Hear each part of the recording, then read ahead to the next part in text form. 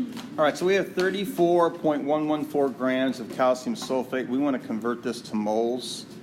So, of course, we want to start with what we know.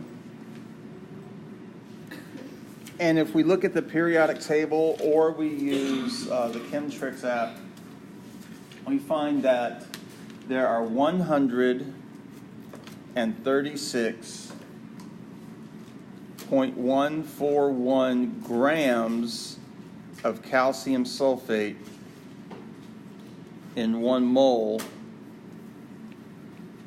of calcium sulfate. Grams of calcium sulfate cancel, and now all we have to do is a simple simplification step, which is where we would use our calculators. 34.112 divided by 136.141, and I get 0.251 moles of calcium sulfate.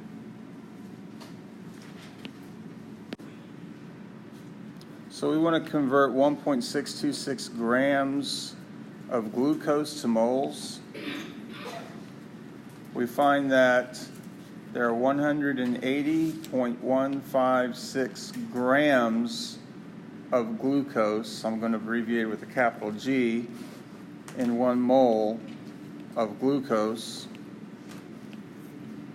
Grams of glucose cancel, and I'm left with 0.00903 moles of glucose.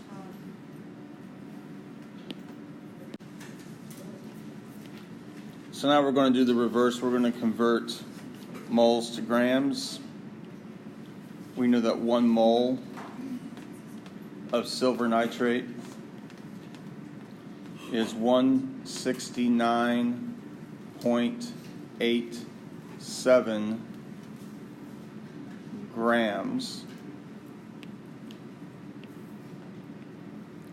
Now moles of silver nitrate cancel, and all that remains is a simplification step.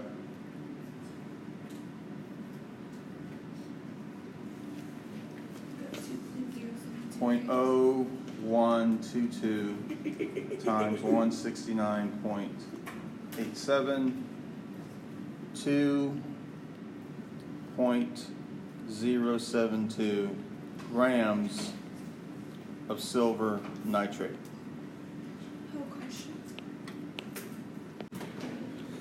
So start with what we know.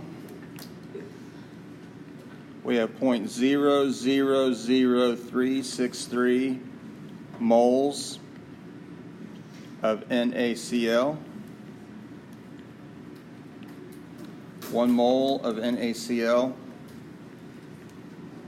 is 58.443 grams of NaCl. Moles of NaCl cancel, and all that remains is to simplify.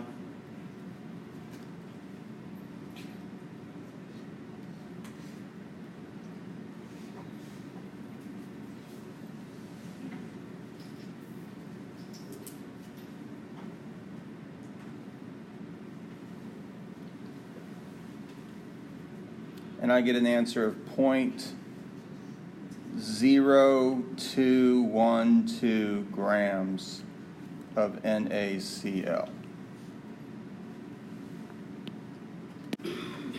So let's do one last problem. Let's say that we have 0.778 grams of sodium metal, and I want to find out how many sodium atoms I have. First step is to convert grams to moles. I know that there are 22.99 grams of sodium in 1 mole of sodium. And I also know that 1 mole of sodium has an Avogadro's number of sodium atoms.